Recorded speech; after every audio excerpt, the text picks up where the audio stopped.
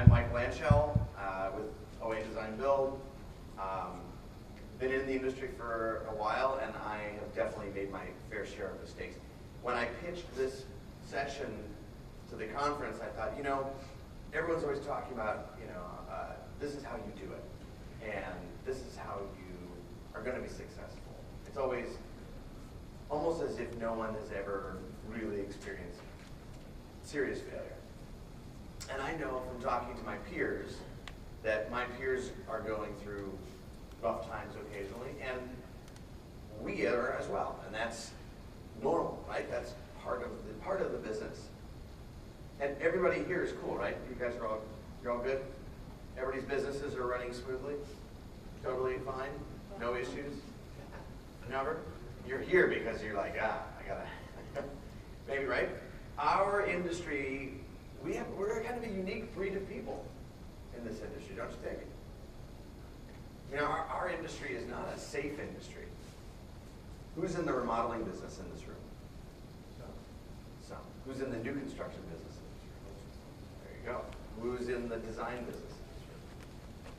Who's in the architecture business in this room? Who's a teacher? All right. Who's a business owner? Who's local government? Oh, cool. Awesome. So, if you chose to get into the design, the architecture, the remodeling, or the building industry, you knew what you were signing up for, right? You knew that you were going into this industry that's full of adversity, that's full of challenge, that's economically, let's say, rocky. Yeah? You're going to be working with a workforce that is sometimes in jail when you need them to be on the job site. Yeah? I think, if I recall, drywall has the highest rate of incarceration in the trades, followed by painting, followed by masonry. Carpenters are, a couple ways. They're still, got a couple levels to go before they use the carpenters. But well, the roofers these days, they all actually show up and work really hard, So, I'm going to try and walk you through a brand new presentation. In the process of doing this, I find it most useful for everyone if you have questions, take a minute, raise your hand, and ask the question. I guarantee you that someone else in the room probably has the same question. They just aren't as courageous as you are. So, I encourage you to interrupt me. This isn't a canned presentation. It's meant to be a discussion. And if you want to ask personal questions, not too personal, just draw a line there, right? But if you want to ask questions about the business and some of the things that we ran into and how scary things get or are at any given moment, I am more than happy to share that with you. And I think it's good to know that the person standing up in front of the room has, has peered over or has walked on that tightrope with you. For those of you who've been through that. So, it's always useful if my presentation starts at the beginning of the presentation and not the end, isn't it? All right. So, as cool as we are at the surface, to our peers especially, right? We don't like to admit that our businesses are ever struggling to our peer group. Definitely, we don't admit it to our clients. We probably don't admit it to our family. Who tells their family when things aren't going so great at the shop? 2 of you. Are you kidding me? 3, 4, 5? Out of 30? Wow, come on. Wow. All right. You guys have got a lot of work to do here. Man. Okay. So who who here shares that they might be having a hard time with their business with their peer group? Raise your hand. Be honest. Who do you share it with? Okay, hold on. Who keeps it to themselves? Who buries it deep, deep down inside? Ah, okay. All right. I mostly bury it. That's what I do. So, in our industry, I'm going to oversimplify and argue we have three types of individuals. We have this guy. We've all met that guy, right? It's usually never the general, right? The generals are cool. It's usually one of the trades, right? That carpenter, maybe he's your employee or she's your employee. That building inspector, or maybe it's you, who when something goes wrong, something isn't exactly the way it was in the drawing. Oh, come on. Are you kidding me? This is never going to happen. We're never going to be on time. Anybody know that guy or gal? Yeah, only one of you have ever met that contractor? Come on, you guys. I'm just going to keep asking so you're honest with me. There's quite a few of them, right? Red-faced from drinking the night before because they're drowning all of their internal emotions, and they show up ruddy-faced on the job site, ready to explode at a moment's notice. And they suck to work with, right? Then we got the Stretch Armstrongs of the world, right? Unflappable. They're our project managers, right? If you're lucky, you've got one of those as a PM. Yeah? Nothing ruffles their feathers. They're just cool all the time. They're just gonna ride it out, right? You can lay into them, they'll nod, and they'll be like, okay, and they'll keep going. Yeah. Are they innovators? Are they change agents? Are they leaders? Or are they just really, really good at staying the course? What do you guys think? Staying the course? Yeah. Can be all. Could be. Could be. How many of you are this one? Honestly, come on now. You tell me that the rest of you are this one? How many of you are this one? Well, when you bury it, it's got to come out somewhere. Depends on the day. That's true. I feel like most of the time, that's me. Especially when things get bad. I feel like that's my default. When things start blowing up around me and things start catching on fire, and how are we making payroll this week? One foot in front of the other, right? Slog through it. Not changing a whole lot in this process, right? And existing, but not changing a whole lot. And then you've got this guy. You guys see that slide? Do you know who that is? Who is it? Doctor Who. Did anybody watch Doctor Who as a kid? Remember this guy? Fifth Doctor? With a crazy grin on his face. So be like, hey, there's danger. And what would he say? Let's check it out. Right? I like to be that guy sometimes. I strive to be that guy most of the time.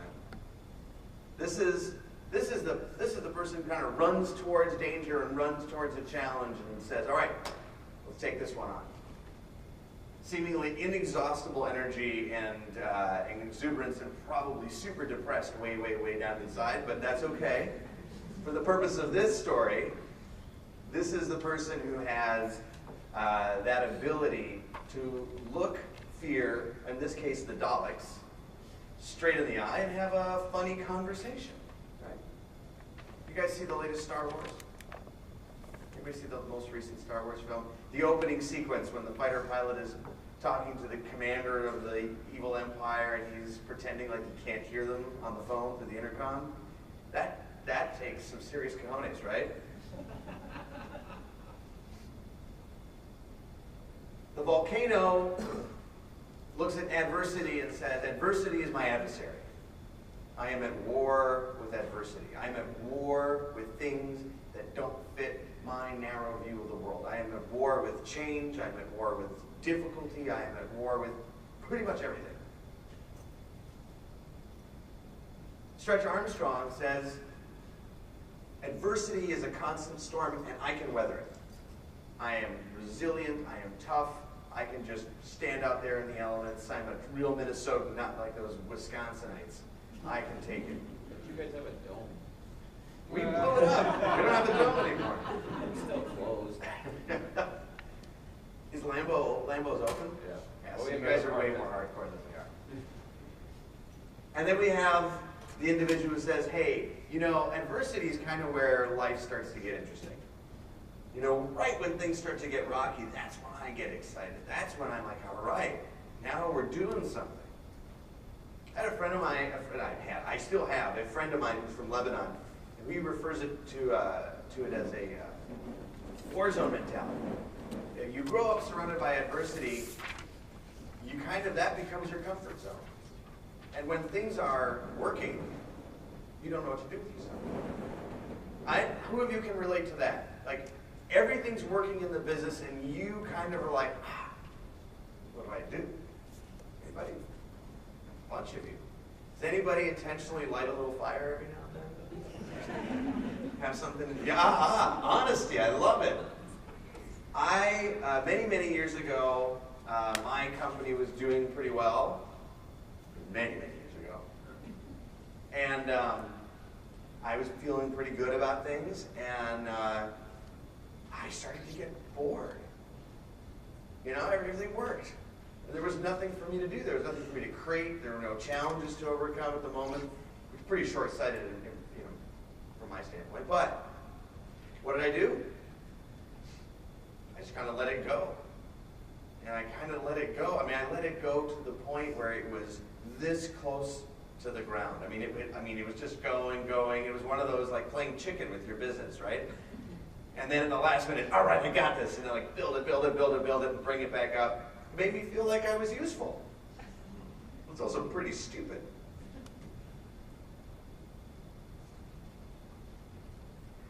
The trick is obviously not to let it go until it crashes.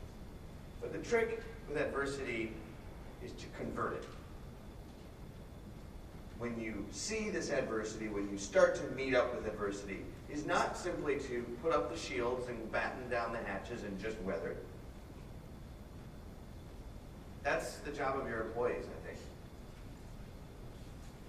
Your job is to find a way to change it, to convert it, to see the opportunity that's arising in adversity, to be as close as you can to the Doctor Who type character, who isn't trying to light fires, but is completely willing to step into the fray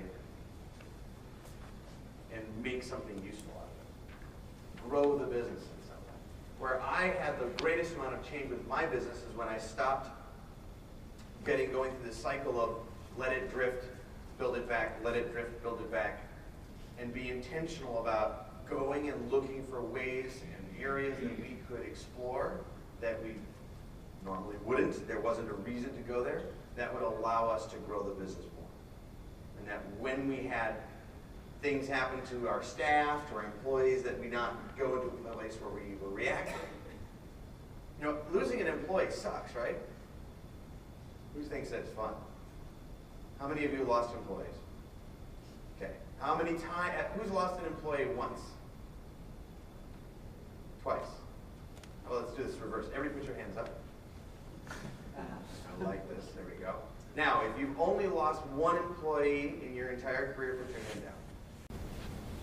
3, 4, 5, 6, 7, 8, 9, 10, 11, 12, 13, 14, 15, 16, 17. Yeah, right in there. Okay, that's pretty good. Man, you must be a heck of a boss to work for. The first time you lose an employee, for those of you who only lost 1, 2, or 3, pretty terrifying? Did you go into an profanity moment? What are we going to do?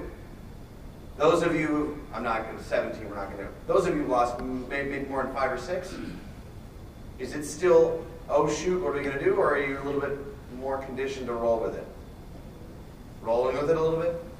At what point did you build a system or a process to address the fact that you're going to have turnover? Did you do it after the first employee left, or the third employee left, or the 5th? Or you still haven't done it, have you? No, You're still, you waited until 10. we do it, but you're more used to it. You're more used to it. Because people leave, right? They do. At first you think, I found the perfect person. I've got the best PM, I got the best carpenter, I got the best designer. All right, now I can just now you go do something else. I can focus on another part of the business. And then you've trained them, right? You're into it, and then they come to you like, I need an extra 20 grand. You're like, what? Yeah, because I got an offer across the street, so I guess I'll see you later. Got to start all over again. Key positions are the worst, right? You lose your project manager, they're running 5 projects, and suddenly you got 3 weeks, and you've got millions of dollars of work that's kind of now suddenly hanging in the balance, and you've got your clients are now, there's a confidence issue, what's going on in your company, right? So the second guessing starts, soon paralysis sets in. Next thing you know, you're huddled, you're in a corner, and you're crying, and you're right. The bottle comes out. The bottle always comes out. That's just.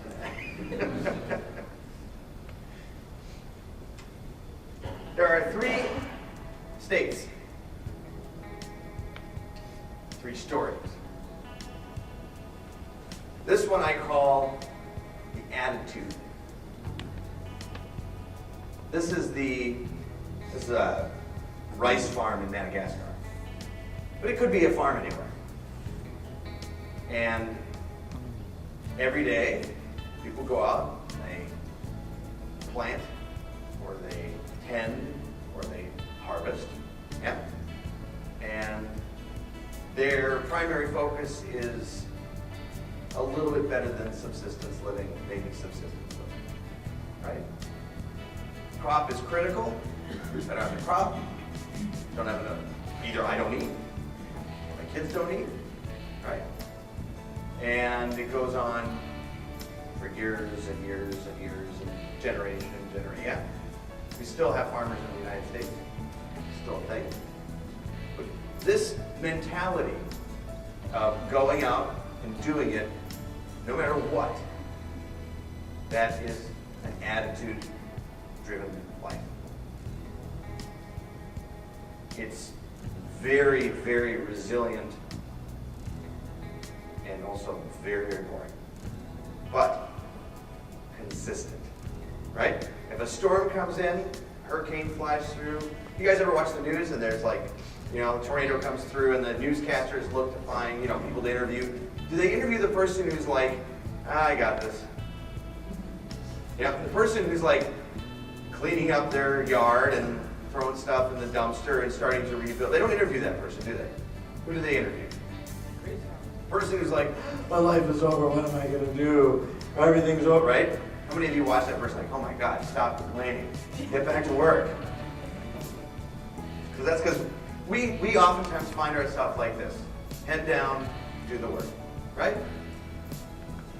Tarp flew off the house in the rainstorm last night. Doesn't matter that it's Sunday and I wanted to go to church with the family and the kids. I'm on the job site and I'm going to haul out 2 of my guys and we're going to go clean it up because that's what we have to do.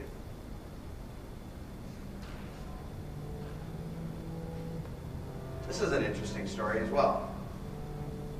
So, it's not actually this kid, it's just a stand-in. Stock imagery. Homeless kid sitting on a bus, looking out a window, driving through a semi-affluent neighborhood.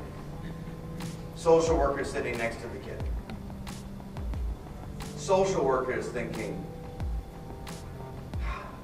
poor kid, looking out the window, things he's never going to have.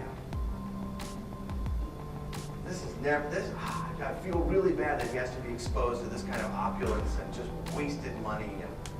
And he's going to feel bad about himself because now he's going to look at his lot in life and think, I really have nothing. And just as that social worker is in that state of pity, the kid turns to the social worker and says, I'm going to live in one of those one day. The kid is seeing opportunity. The kid is thinking forward. The kid isn't seeing boundaries. He's seeing opportunities. He's what I would say a future thinker. It's the person who looks at whatever and just doesn't see it as an obstacle. They see it as something that they want to attain, some place they want to go. I started in this business doing restoration work. Actually, I'll take that back. I started in this business working for a handyman while I was working in a co-op after coming back from living overseas. And for 20 bucks an hour, cash, I could go work for somebody who didn't really know what they were doing. And that was cool. And man, we mixed half-gallons of paint together to get 1 gallon of paint that was the same color so that we could paint the living room and not have to buy a new gallon of paint. Really sucks when you have to do touch-ups and you can't buy that color. We built decks the wrong way. I mean, we did all kinds of things the wrong way. I only did that for a short period of time, decided I wanted to do things the right way. But I also like the industry, and then I spent a bunch of time doing restoration work. And I was working in this house, and we were painting everything in the house. 1912 house, big project. 20 grand, it was my biggest project that I ever had. Pretty excited. 20 grand worth of painting and some wood repair. And I'm painting the house, and I go in the kitchen, and there's a brochure, a folder, from a design build firm. And they were planning to put an addition on next year. And they were talking to this company. And internally, I was like, why aren't they talking to me? I could do that. And so I changed my business from doing restoration work to doing remodeling work, and eventually becoming really good friends with that company and telling them the story of how I basically was like, I'm going to take your business. I was mad that, here's this brochure of this company and they didn't even consider me. That's that future think mentality, right?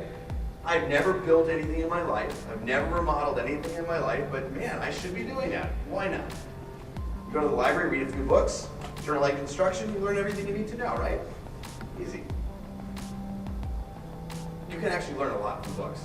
I think our industry would be a lot better if we fired like all of the carpenters and the remodelers, made them go to school and then read some books and come back, and then they would actually build. Like all the stuff that we're talking about on the building science side would be done.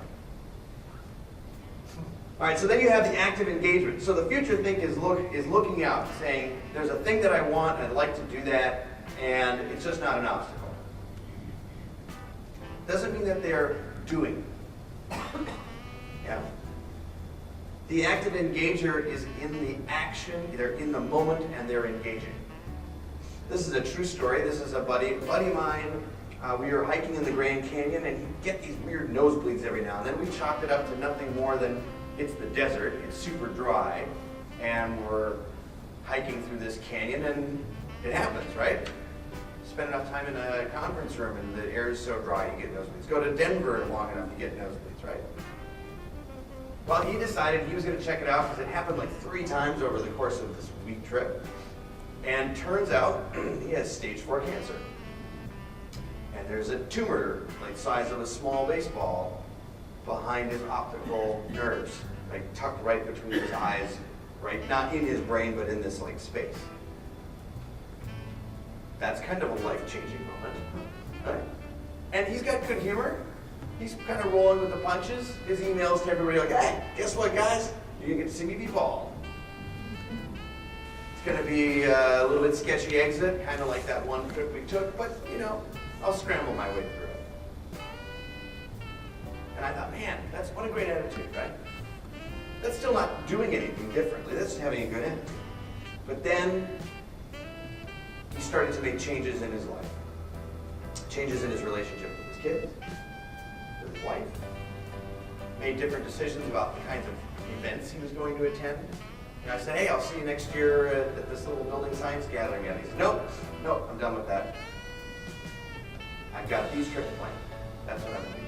That's my time, and that is that. This is actively engaging and actively changing in the moment right now. I think that's the hardest thing to achieve, right? It's easy to go nose down, right? We're all really good at grindstone, yes? Yeah. And there are times when we can look out and see where we want to go. But pulling the trigger and doing it, making the change, that's the tough part. So, I came up with these really cool graphics. This is how we process. Okay? So here's adversity. Lightning hit the tree and it caught on fire. You see it. It doesn't actually have to be, but it's adversity. It's a good standard, right? Adversity sparks an idea. The idea sparks a feeling. Right? I have an idea. I'm going to implement a new policy and train my people to better understand site management so I don't lose as much materials. Because I went and looked at my materials slippage and I saw, oh my gosh, there was 20 grand in slippage last year. It's a minor adversity goal, right? So I've got an idea and I kind of soft pitch it to myself. And my feedback loop says, I feel good about that. Right? I think I can implement that. And I think the staff will like it. And then, so that's kind of here. And then I put it into action. That's my legs for the dude, right? We're going to implement it. Now, from here, we have a couple of outcomes. For many, many, many, many, many, many people, this loop is what emerges. Because they go to implement this new training policy or this new thing, and it doesn't go as planned. The staff isn't receptive, or you taught them, you did the training, you went out on the job site, nothing has changed. You become a volcano, you get mad, right? So the effect comes back at you, it goes back into your, not really your heart, it's your brain, but let's call it your heart. You don't feel good about it. You push back, it comes back at you, you still don't feel good about it. You push back, it comes, right? And then you're just like, ah, stupid place. Or stupid situation, or I hate golf. I hate that golf, right? Eventually, you end up with the toe tag, I guess. This is what I'm going to call an evolution loop. Not a loop. It's not a loop at all. In the process of receiving the impact or the effect from whatever it is that you tried to do, and you go back into that maybe not feeling so great about it, you take it a step further. You bring it back up into the brain. You process it. You analyze it. You look for ways to tweak it. You make a modification. You reintroduce the idea. You gut check it. You implement it. And you wait for that feedback to come back. But you're expecting it, right? How many of you have come up with a brilliant idea, pitched it to somebody, had it shot down, walked away feeling miserable, and thrown it in the garbage? Anybody? Half of you are honest. Thank you. It happens a lot, right? Especially if you've invested in it. Especially if your heart's really in it. You're really excited about this thing, and it just doesn't fly. How can they not be excited about it? How can they not see the benefits of this? It's really easy to get stuck in that. If you go into it expect your feedback, you get some comments like, hey, could have been a little bit better. Maybe, slide 6, the toe tag was kind of off color. What do you do with that information? You go back and clean up your presentation, or you just say, well, I'm never going to give that presentation again. Right? These are the options. So, he's really feeling good over there, right? If you can take that information, process it, make a modification, and reapply it, and go through this chain of evolution, you will end up someplace new. This is the process for dealing with adversity. This is the process for addressing failure. My kid, we were talking about snowboarding. There's a lot of falling down in snowboarding, right? And there's a lot of wanting to give up in snowboarding, evidently, and skiing for me. But he always says, Dad, the answer lives in failure. That's where the learning happens. And there's a bunch of self-help books that he's never read that actually say the exact same thing, right? Success lies in failure. Failure is where we learn. Failure is where everything happens. So if we know that failure is where everything happens, then adversity, which is just like a ton of failure wrapped up in a big scary ball of scariness, right, is just the opportunity to fail really badly. Doesn't sound so bad, does it? Adversity is the opportunity to fail horribly. What else would it be? If it's the opportunity to fail horribly, then it's also what? It's the opportunity, yeah, exactly. It's also the opportunity to succeed greatly. If you go into it expecting to fail, then anybody ski? Yeah. If you start that line expecting to fall down, you're going to fall down? If you look at the tree, anybody tree ski? What happens if you look at the trees? You go to the tree. You go to the tree. You look at the tree, you hit the tree. You look at failure, you're going to hit failure. Right? You see failure as a vehicle or as a tool for success. You see the space between the trees. Hopefully you don't hit the tree. No guarantees. So, what is the state of the state? How are things with your business? Are they like this? Anybody? 1, 2, 3. Come on, honestly. Not quite that bad. Okay, let's say your head is still above water. Anybody? Wow, good for you. Thank you for the honesty. Is it like that most of the time or just this week? Most of the time, once in a while, just a yep. Who feels like they are in this place once a month? Once a quarter? Every half a year? Wait a second, you can't go the other way. If you're going to go every day? Am I going the wrong way with this question? Every day. Once a year. It's never happened to me before. I've never been there. Fear is a real thing. Fear is a very real thing.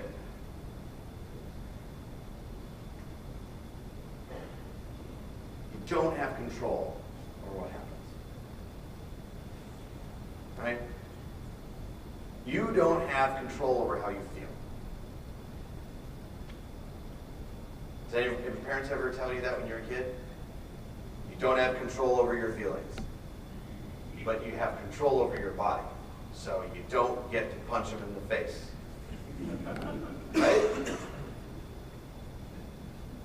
Right? We know that truth, right? Who has said it to their own kids? You got control. There we go. Good. You can feel mad, sad, you went all there, but hands in your pockets, right? And keep your mouth shut. Adversity is the same. You don't get to control when it shows up, and you don't get to control the fact that it's there. But you sure as heck can stop it from controlling you. That is a choice. That is a decision. If adversity comes at you in that feedback loop, and you feel bad, and you don't move it out of feeling bad, you will get stuck in feeling bad. And if you feel that things are hopeless, well, then they're probably hopeless. It's really easy to get stuck in that, isn't it?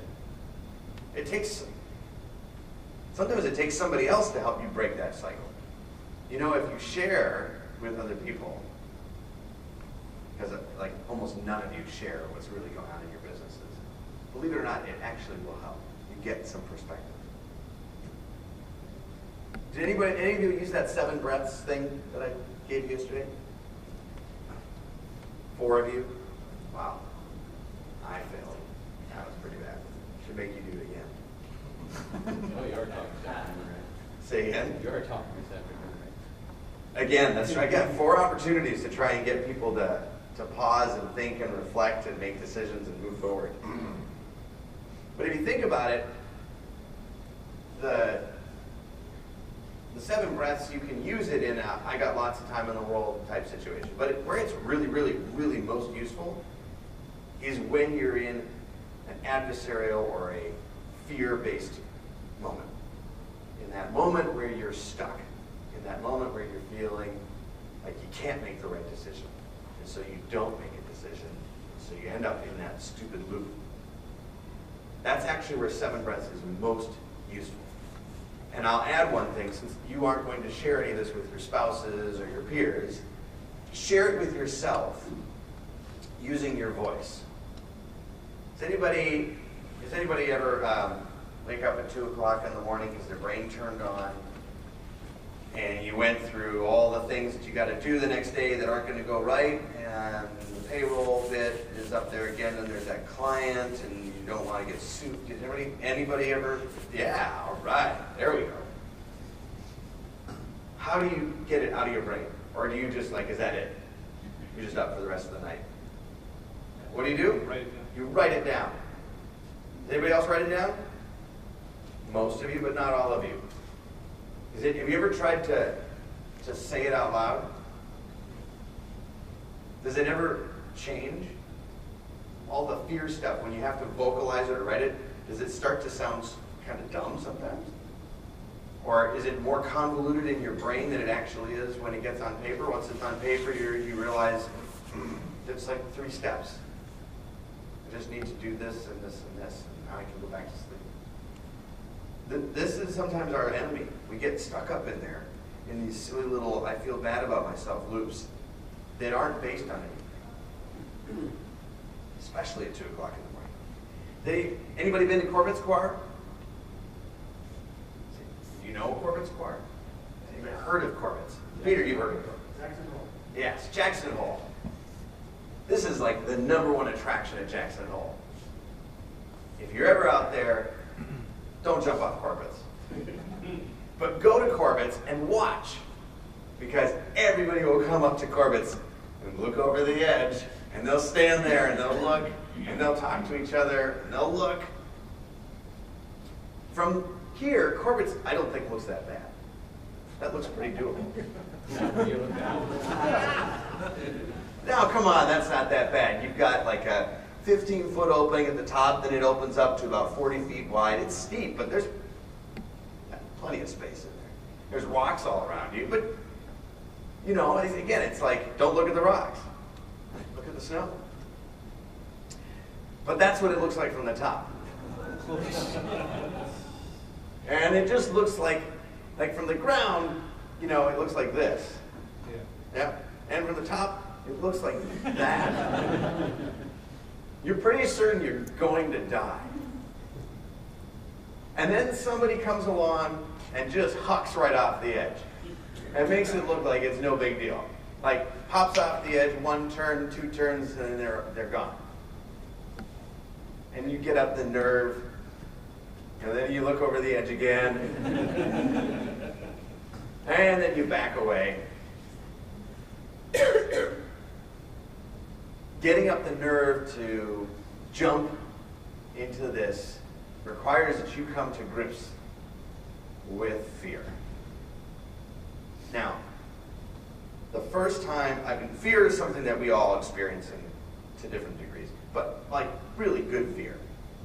Like reach inside your stomach and make you squirm type fear is hard to come by. And the first time, and I want to say the only time, that I ever experienced full-blown, debilitating fear was not looking over the edge of Corbett's. I was climbing in Red Rocks outside of Las Vegas. And has anybody ever climbed? Good, all right. It's nice here to climb. Not the most challenging routes. And I was out there with a buddy, and we had a nice 7 pitch, so it's like 1,000 feet all said and done, series of pitches, and I'm leading this line, and I'm up on the 2nd pitch. So I'm maybe 180, 300 feet in the air. It's not that high. And you got your harness and your gear and everything. And I'm leading this little bit, and I get to this tiny little overhang. This is a 5-8 move. This would be like in the scale of 1 to 10. Of 10 is like you get paid to climb, and 1 is like I'm out just having fun on my own, and 5 is like I wish I could do what those guys do type thing, right? This is like a 4 or a 5 on the scale of toughness. And I can't do it. I can't commit to making this move. And the more I can't commit to making this move, the weaker I find myself becoming. And I can feel myself getting weaker and weaker, and I'm just kind of sitting here, and all I have to do is reach up, and there's a pretty good hold, and pull myself up and get my hand up and stand up on this little ledge and set another anchor. I can do this in my sleep, and I can't get myself to pull my body up over this thing. I try a couple times, and each time I do it, I can go less. Pretty soon, I shove an anchor into the rock, I clip on, and I just hang. And I'm shaking, and I don't know what's going on, and I'm freaking out now because this is weird, right? I'm leading this thing. The guy that's coming with me is not a lead climber. He's not going to lead these routes. I'm the one who's supposed to be guiding this thing. I'm in charge of this ship. I'm the one who's setting the course. I'm the one who's plotting the route. I'm the one who, all the confidence and the trust is placed in me. Oh my gosh. I have somebody's life in my hands who is completely incapable of rescuing themselves if they get into trouble. And here we are 150 feet off the ground. And if I screw up, he screwed up. And that little worm starts chewing away at your brain, and you are done. And I couldn't get in front of it. And I ended up leaving gear and lowering myself down, and we ended up walking away from this thing. And I spent the next 3 days questioning myself and questioning my resolve and questioning my life. And I didn't climb for like another 2 months after that. Then I went back and I tried to figure out what it was that had happened. Because I wasn't willing to live in this little loop of, I'm never going to climb again, I suck.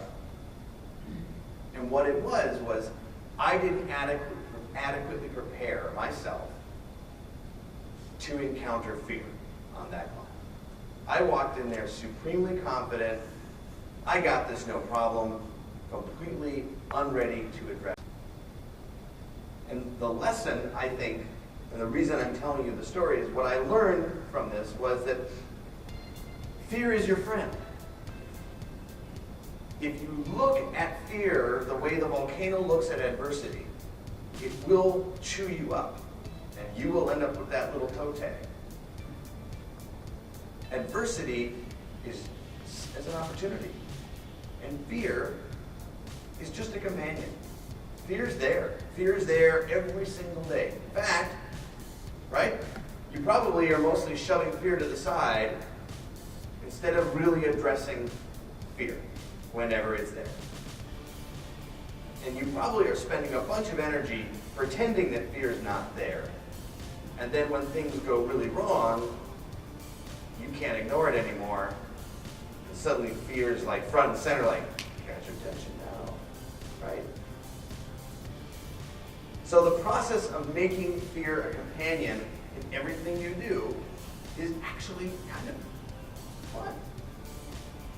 And now you can look at all of these different situations and you can kind of imagine, hey, what could go wrong? What kind of things are going to happen? And what am I scared of in this situation? What could I be scared of in this situation? And you name it. Naming fear is an incredibly useful tool. Has anybody done an exercise where they have to go out and name fear? At least one of you has done it. I highly recommend that you do it. Think of the thing, let's do it right now. Think of something that scares you. You don't have to share it with anybody. Think of something, I don't know how deep you want to go. Maybe you want to find the most terrifying thing and start crying right here and now. That's fine. Or something maybe more mellow. Something in your work, something at home, something in a relationship.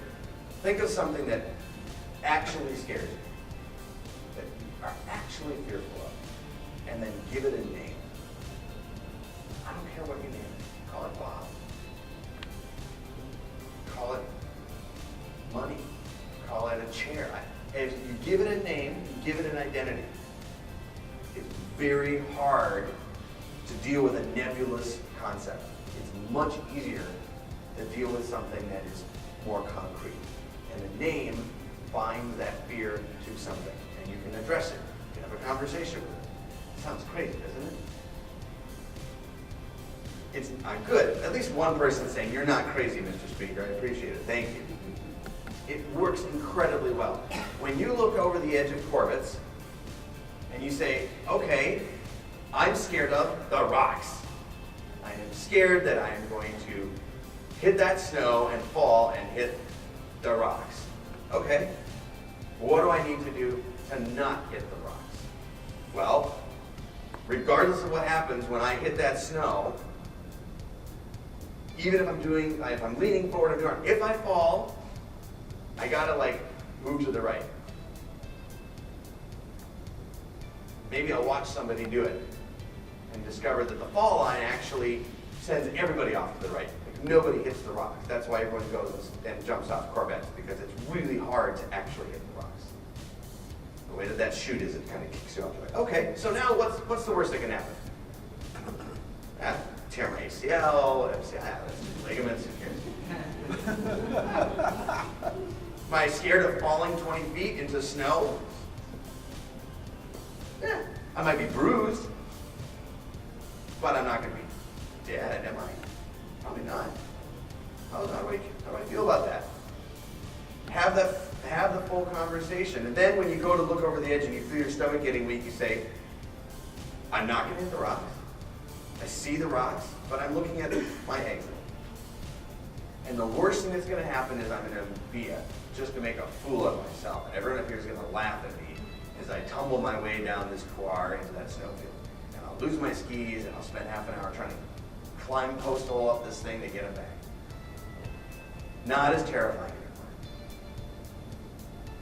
And I'm not saying that life's not full of terrifying things that will chew you up and maybe kill you, but most of it doesn't. Most of it is just fear. When you're looking at your spreadsheets and trying to figure out how you're going to pay your bills and what's going to happen if you don't make payroll this week and what's going to happen if you can't buy those, right? Walk through it. What does actually happen? What is the thing that you're actually scared of? And then name it. And then address it and compartmentalize it.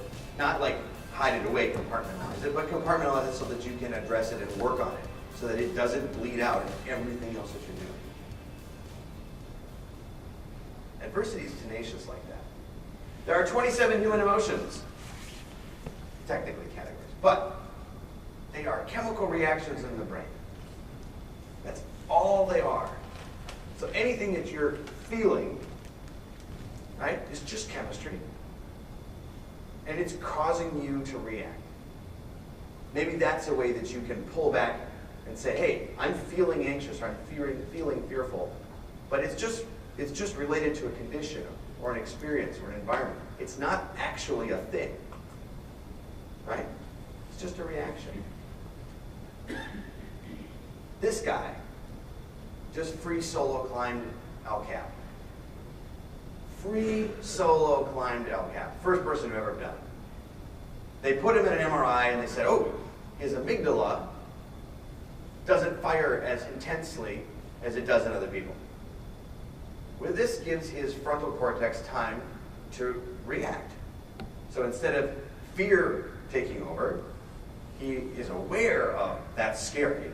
He has a rational thought about, that's a long way down. That would suck if I fell right now. But that's the conversation that he has with himself. Now, he's not that unique. In fact, it turns out that there's a good chunk of the population, I think they're mostly remodelers, who, things go crazy and they just kind of, right, all right. They pull out the Stretch Armstrong and they're like, "Hey, freaking out's not going to do me any good right now."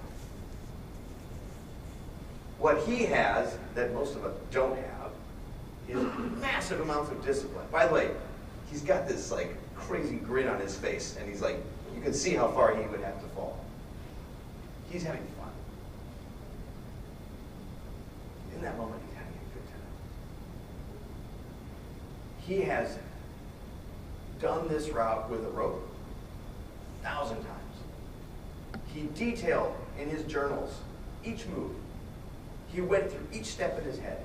And every place where he had a fear, every place where there was a move that he did not feel good about, he worked it and reworked it and reworked it and reworked it and reworked it and reworked it and made tiny modifications until he became comfortable with that move.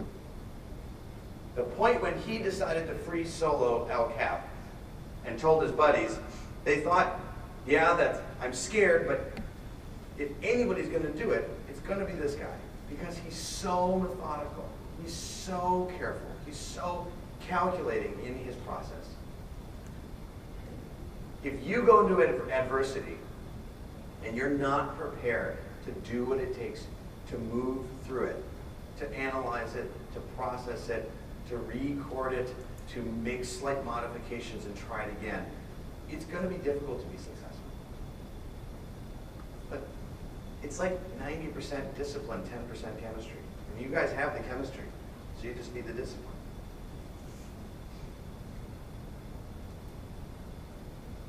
Here's your problem. Here is your adversity. Here is your challenge. You have two options. You can go this way through a process of movement, where you analyze what's wrong, you gain understanding of the situation and the circumstances around it, you classify it into different segments, you begin to create a process for addressing it, a process for addressing each section intentionally. You accept the entire thing. That one is a really tough one. You accept what you're about to do. And then you begin to make those changes. You work that process. You guys ever heard that, don't let the system work the system, don't let the system work you? Or, work your plan, don't let your plan work you? Yeah. It's the same, it's exactly the same. I mean, this is all the same stuff, like regurgitated and regurgitated. We got to say it 7 times for anybody to retain it. Understand your options as they emerge, and then refine. And constantly be in a state of refinement. And understand that any one of these things, any one of these processes that you put together could horribly fail. And in that moment, you will learn something. You will learn that you need to make a modification to that process and try it again. And it will fail, and you will try it again with a modification. You have to learn something from that moment of failure. Your other option is you can go down this path of like just being frustrated, angry, hopeless, throw in the towel. Give up. It's okay, like that fish, to be scary. So this is the process. This is the nuts and bolts of working through fear, working through adversity. You start by giving it context. This is not a popular one, but it's come up in conversation before. Things are bad out there. People are getting shot. People are dying. There's war. The world's going to hell in a handbasket, right? Things are worse today than they've ever been in human history, right? Things are not getting better. Things are just getting worse. It feels like that. It's easy to feel that way, but it doesn't make what's happening okay. It doesn't mean that we don't need to make changes, but it's not true, is it? Historically, war is at an all-time low. Death is at an all-time low. Violence is at an all-time low. It's been in a state of decline for like 1,000 years. We went from tiny family units to small groups to small tribes, but still everyone had to look like me, to today where we don't live in a perfectly integrated society, but it looks nothing like it did 10,000, 5,000, 3,000, 2,000 years ago. Right? Context is important with whatever you're looking at. What's the environment? Oh my God, all my projects are falling apart. I'm not closing any projects. What's going on? Is it you, your company, the projects? Is it the economy? Is it natural disaster? What is the environment within which this thing is taking place? And what's the future forecast? If I look at my cash position today, it's terrifying. If I look at my debt load, I'm paralyzed. Until I walk through where all it sits and what it's connected to. And each is connected to an asset. And I don't want to liquidate the assets, but if I did, there's more than enough to eliminate all of the debt load. Not so scary anymore. I can go to sleep tonight. Right? So, future forecasting, the environment in which it exists, and historical context are all important. The next step is to defy the verdict. You get the diagnosis. You've got cancer.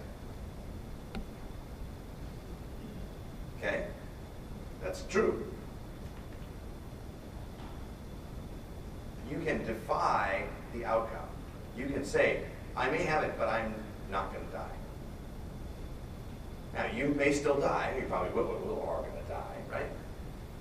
But there are a number of studies in cases where people, when faced with this level, said, nope, not going to happen.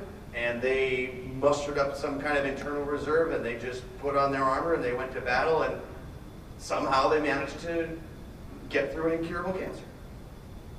It's always cancer, come on, this is like much bigger than we're talking about in our businesses here, right? But just because you're looking at these contracts are going to fail or this job is going to blow up or the outcome is not set in stone. You can defy it. That's very much that attitude, right? That nose to the grindstone, we're just going to work through it bit.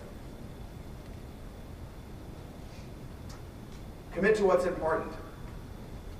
There's a really cool exercise that you guys can go through if you choose to. There's a deck of cards, they're called value cards, and you go through this entire deck of cards and you pick out the top 20 values that you feel connect to you, and then you take out your favorite 10 from there, and then you take out your favorite 5 from there. And those 5 values are your core values. And your core values are things that are very close to you.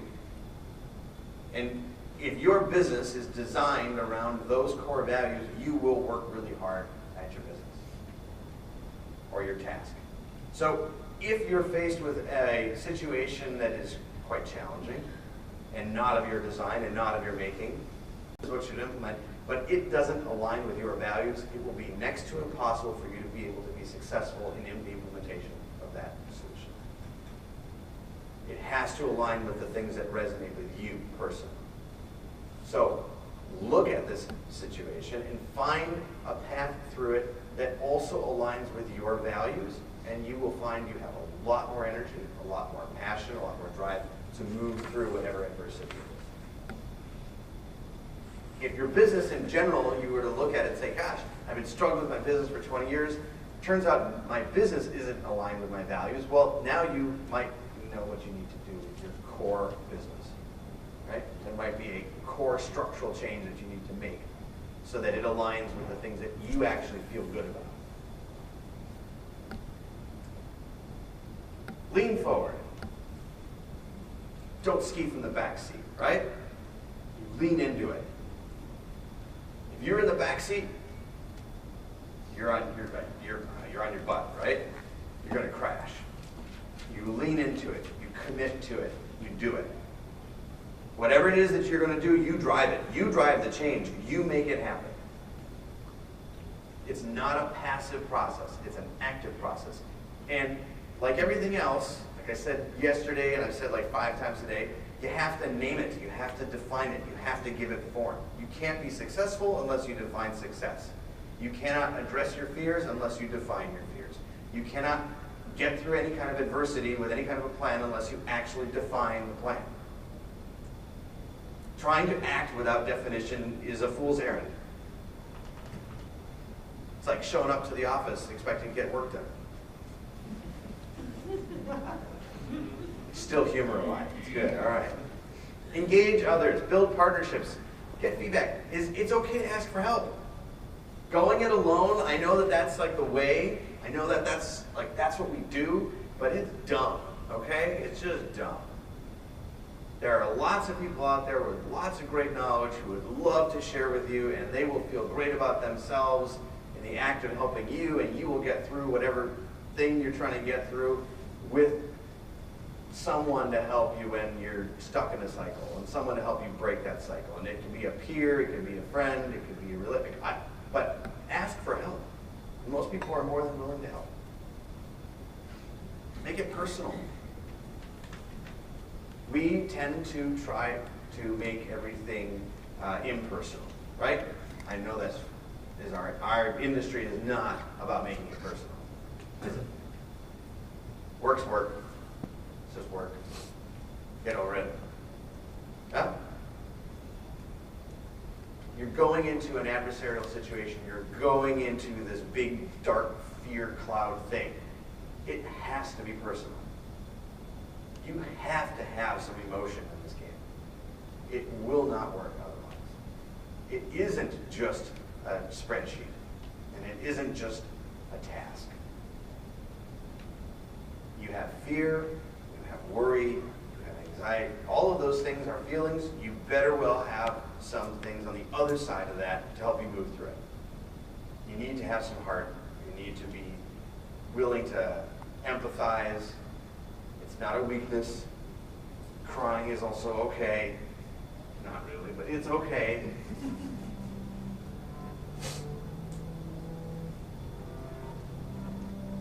You can derail the entire process. Everything that we've just been through, all of this great stuff, yeah? You can derail it so fast with this. Stupid pride. I'm a fan of saying check your ego at the door, but man, I'm serious. In a fear situation, you have got to check ego.